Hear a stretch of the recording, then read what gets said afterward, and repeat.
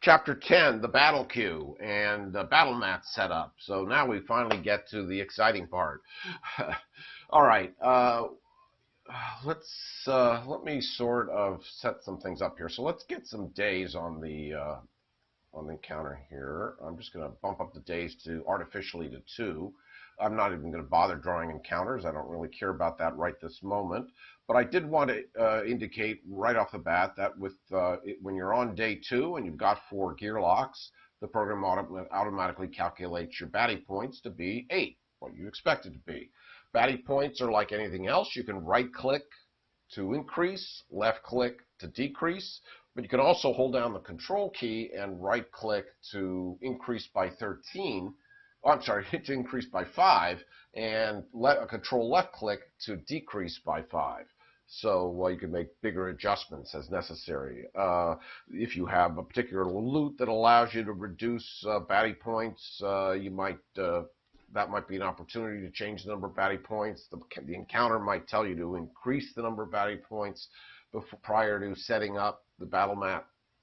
So you can make all those adjustments as necessary. But when you're ready, you go ahead here and you click on Set Up Battle Mat. I'm going to come down here and turn off the dice sound. There's a box down here I can check to turn off the dice sound, because we've got a lot of dice being rolled for the initiative dice. That's all happening right now in the bottom right corner of the screen. So now you can see all the baddies have been set up. I'm going to go ahead and turn the dice sound back on. And we have all the baddies set up. All their HP is set in these little pink boxes. If there was an offset, I've turned off the offsets, but if there was an offset on HP set to -1, then the baddies would all have HP 1 less than what their chip says they should have. They also have a lane marker in the top left-hand corner indicating the color of their lane and the number. You can see all the initiative dice are already placed in the initiative meter in order. Although there are a couple ties here, so you could juggle things around if necessary. I'll talk about reordering the initiative dice in a subsequent video. You can see that if I hover over an initiative die, I find out that, okay, this one belongs to the Cobalt Tracker. I can see it in the tooltip. I can control click to change or view the other sides of this die, just like any other die. This is not too exciting. But I can control click on, say, Pickett's dice and see that what the other sides of his initiative die are. So he got initiative of 5 here, which was a 1 in 6 chance. Okay, so now we're at the stage where we're being asked to set the starting positions for all the gear locks. And it's just going to go with start with the first gear lock and then proceed all the way to the last gear lock. It doesn't really care where you put the gear locks, but it does indicate, based on whether they're melee ranged or melee ranged, it kind of gives you provides you with a reminder as to what row they probably should get placed in. So I'm going to go ahead and I'll put patches here. I'm just going to I'll put Boomer in the corner here. I don't really care. I'll put Pickett there, and I'll put Tantrum there. Okay. And now we see at the start of battle, Pickett may roll all of his yellow defense dice and place rolled shields in his active slots. Grab 2 defense dice and roll those to see if he has any starting shields. He doesn't. He rolled double bones. So no starting defense for Pickett. Okay, that's pretty much all of the automatic setup of the battle mat. Now I'm going to reset things, start a new game. The first thing I want to point out is that I am redoing this portion of the video at a later date with a newer version of the program, because I wanted to come back and clarify some things in this video and to point out some additional features. As a result, you're going to notice, because this is a newer version of the program, you're going to notice cosmetic differences to the screen. For example, I've probably enhanced this area of the of the setup screen since the earlier part of this video. So you're going to notice that this is different at the very least. I wanted to clarify what all these boxes were for. So let's click OK. And now I don't care about training points at the moment. I'm going to artificially just bump up the number of days here to 6. And I'm going to bump up the number of progress points to 6 as well. And wow, we have the 6 progress points we need to fight Momesh. We didn't even draw an encounter yet. Okay. I want to draw your attention now to the battle queue, which is this light red box here in the top right-hand corner of the screen. The program gives you complete control over the battle queue, what units go in there, what units might get added to your battle map when you're setting up a battle, the order in which units appear. You have control over the battle queue prior to setting up a battle as well as after you've set up a battle. So all sorts of things can happen given that you've got that control. Now to the left of the battle queue is a button that says Add Unit to Battle Queue, and I'm going to use that right now. I'm going to click it, and the first thing you're going to notice is we have a complete list of every baddie in the game now that we can choose to add to the battle queue. That includes all the tyrants. There's Drellin, there's Duster, and so forth. And as I click on a particular baddie, the image of their chip appears in the bottom left-hand corner, so you can see what the baddie looks like before you add it to the battle queue. So let's see. Just for an example's sake. I guess we'll add a bog lurk, so I'm going to double click on bog lurk, and now we have a bog lurk in the battle queue. I'm going to click Add Unit to Battle Queue again, and this time I'm going to add a dire wolf. And suppose now I wanted to add another unit, but I wanted it to show up in the battle queue between the bog lurk and the dire wolf. Well, one way to do that would be to first select the dire wolf, then click Add Unit to Battle Queue. And this time I'll add a ferocious owlbear, a 20-point baddie. And you can see that it has appeared between the two. Because I highlighted dire wolf first, the ferocious owlbear got inserted just before the dire wolf in the list. If nothing was selected in the list, when I clicked Add Unit, it just gets added to the bottom, as you might expect. Now, you're going to probably forget that, or you're going to forget about, you're just going to add a unit, you're going to realize, oh, I meant to change the order here. Well, that's fine. You will always have complete control. You can click let's say I click this ferocious owlbear and I discover, oh, I really wanted it to be below the dire wolf. Well, now I can click the down button and it's below the dire wolf. Alternatively, if I wanted at the top of the battle queue, I can click the up button, or I can actually hit U or D in this case. You notice the U or D and the D with the underline, meaning I can hit U or D to in addition to using these buttons. So I can hit the U key on the keyboard to move it back up a slot and hit the U key again, and now it's at the top of the battle queue. When I move the mouse away from the battle queue, it gets deselected, and now we've got a battle queue with none of the units selected. So that's a way that you can just remove a highlight altogether if you want to do that. If I wanted to completely remove an item from the battle queue, I can right-click it. Now you're going to notice that the tooltip that pops up when I hover over the battle queue now says double-click to add a unit at the top of the queue to the battle map, control right-click to add a unit, right-click to delete. So if I click on Ferocious Owlbear to select it, and now right-click, it's gone from the battle queue. So we've now seen how you can add a unit to the battle queue, how you can change the order of the units that are in the battle queue, and how you can completely remove an entry from the battle queue. Keep in mind that the battle queue takes precedence over any new baddies that get added to the queue as a result of baddie points. So let's say I move the dire wolf to the top of the battle queue. with the Boglurk below it. And now, because I'm on day 6 with 4 gear locks, I've got 24 batty points set up. So that's, if I click on Set Up Battle Queue, what should happen is that the Dire Wolf will go into lane 1, the Boglurk will go into lane 2, and then a 20-point baddie is going to go into lane 3, and a 1-point baddie will go into lane 4, and there should be 3 baddies left over, 3 1-point baddies left over. So let's make sure that all that works. I'm going to click Set Up Battle Map. And I'm going to turn off the dice sound down here while the initiative dice are rolling. And let's actually just skip past all the initiative dice.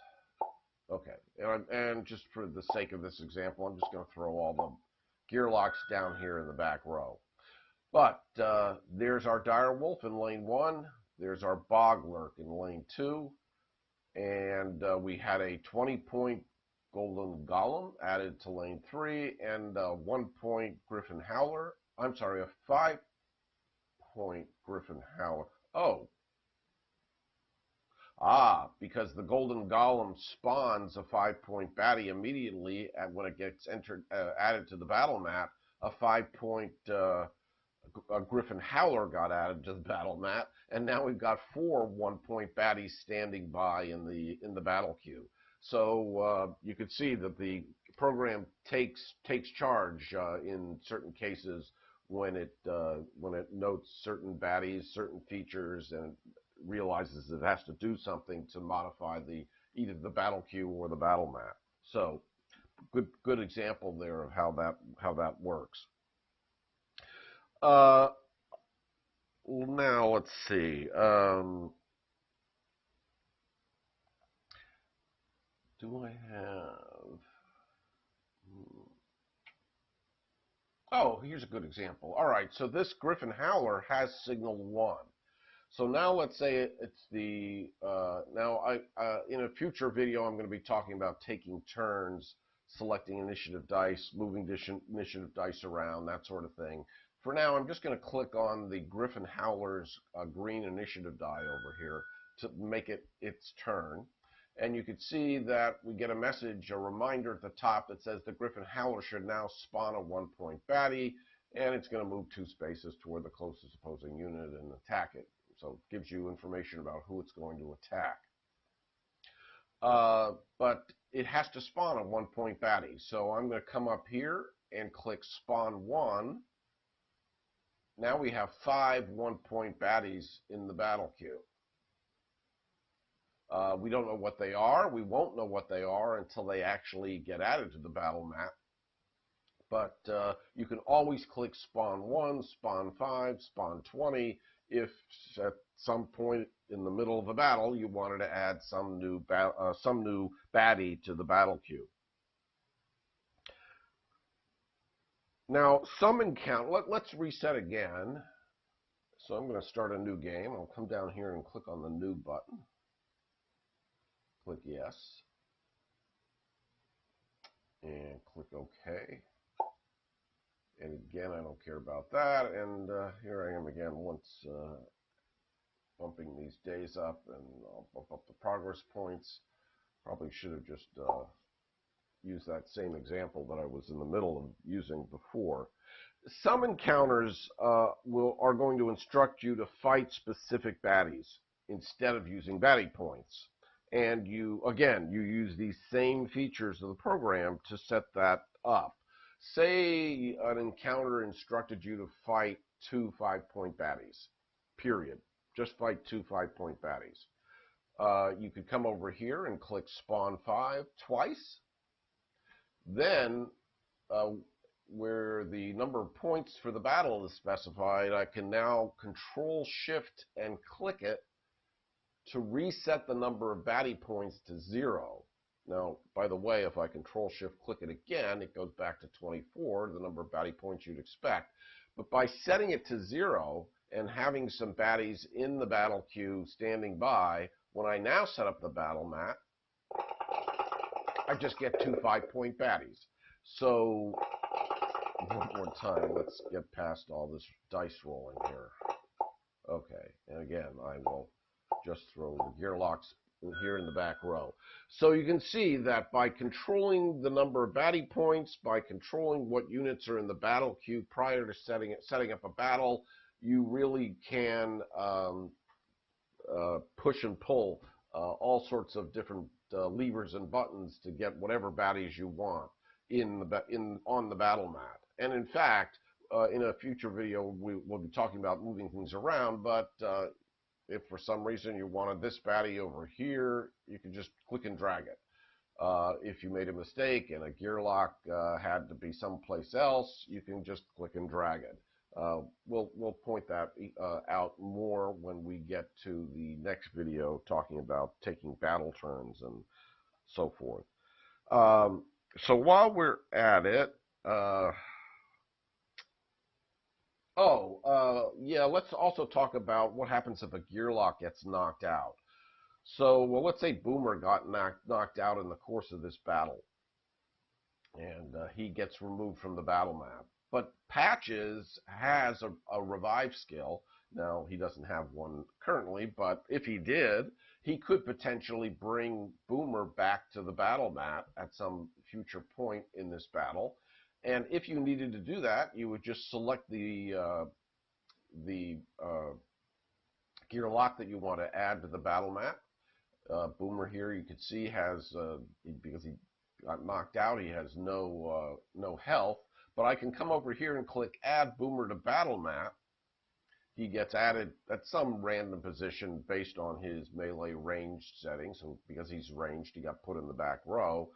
But I can now say, okay, he gets revived, say, with 2 HP, and maybe I wanted to put him there instead of over there. So I can just adjust his HP, reposition him as necessary, and then go on with my battle.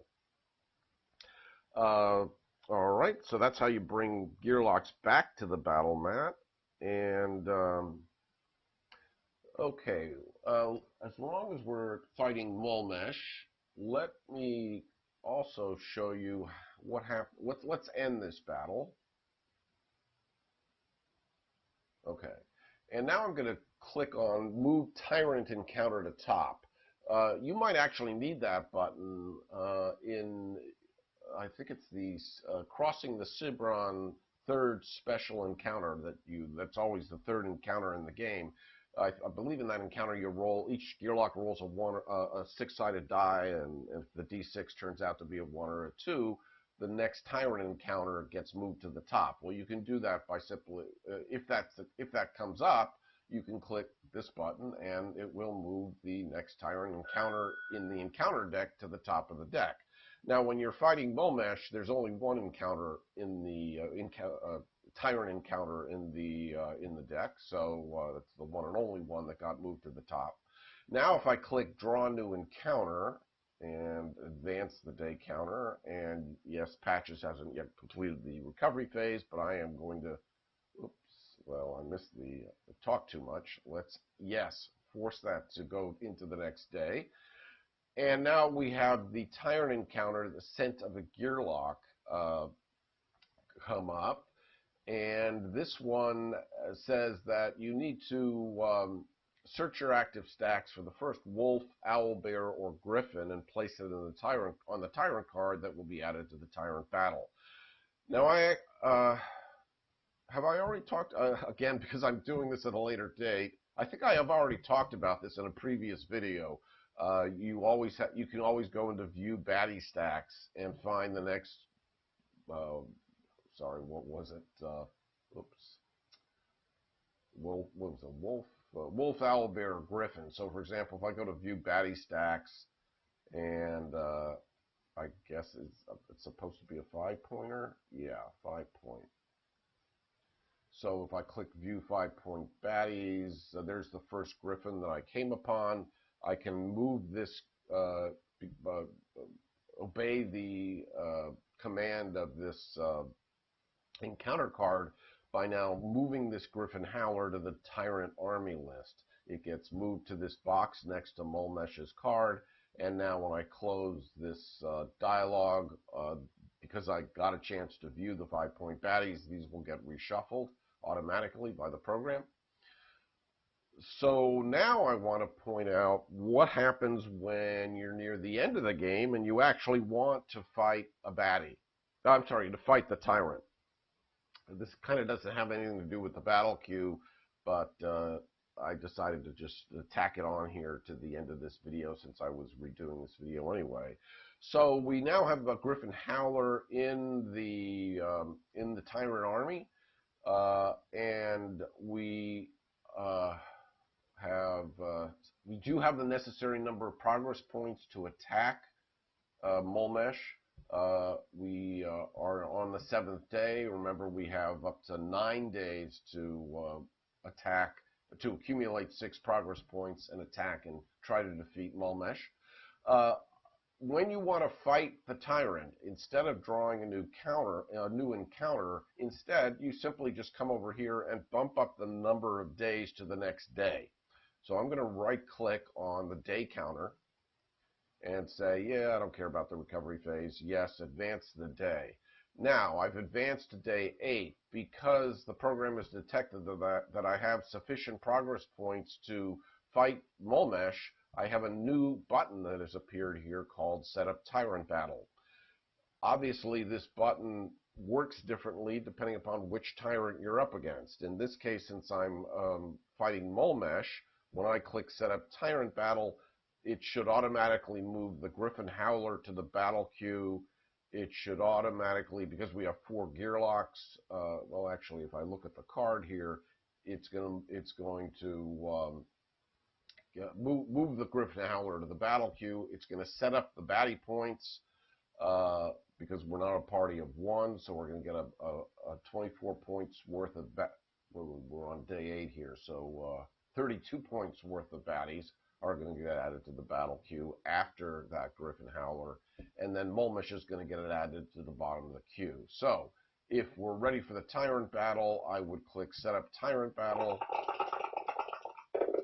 And again, I'm going to bypass all this dice rolling to make sure everything worked the way we wanted. So once again, I'll throw all the gear locks here in the back row. And here's our Griffin Howler in lane 1. We have a 20-point baddie. It was 32 points worth of baddie. So we had a 20 and a 5 and a 5. That should leave 2 1s. Oh, and again, because we got a stone golem, it automatically spawned a 5-point baddie. So there's our leftover 5-point baddie, the leftover 2 1-point baddies, and Molmesh at the bottom of the battle queue. So at a future time, let's say in a future round of this battle, when the brown counter gets increased and the program detects that they're, this gets discussed in a future video, but let's say that over the course of this round, we were fortunate enough to defeat both of these baddies. And now we were going into round 2. You're getting a sneak peek here. So when we go into round 2, I get a message that says the unit on the top of the battle queue can now join the battle. Well, the way to do that is by double-clicking the top unit on the battle queue. Actually, truth is, if I double-click any unit in the battle queue, it will always cause the one at the top to go added to the battle mat. So now, because I have a lane open and it's a new round, I am instructed to add this 5-point baddie, so I can double-click it, and it gets added into lane 1. Because there's still another lane, I got another message that said the unit on the top of the battle queue can join the battle, so I can now double-click this 1-point baddie, and it gets added to lane 3. And now the message is about adding baddies to the battle queue. I'm sorry, adding baddies to the battle mat cease because all the lanes are now occupied. But say over the course of round 2, we are just incredibly strong gear locks, and we defeat this guy, and maybe we defeat this guy, and maybe we even defeat this guy. So we go into round 3. Again, we're instructed to add a unit to the battle mat, so we add the 1-point baddie. We get the message again, so we add Molmesh. And now we're out of units in the battle queue, so we don't get the message again. and we proceed with the battle. And of course, all we need to do now is defeat Mulmesh. We don't have to defeat this Griffin Yearling or this Owlbear to win the game. Once we successfully get Mulmesh's health points all the way down to 0, we get the message that said we actually won the game. You would think you'd get fireworks and all sorts of things, but right now the program simply says you won. Okay, so I think that pretty much covers everything I needed to really cover in this second half of the video using the newer version of my program. We'll return in Chapter 11 with the older version of my program to talk about actually how you take turns during a battle, moving units around, dealing damage, and so forth. Things you've already gotten a sneak peek of here in this video. But I'll see you in the next one. Thanks so much. Bye-bye.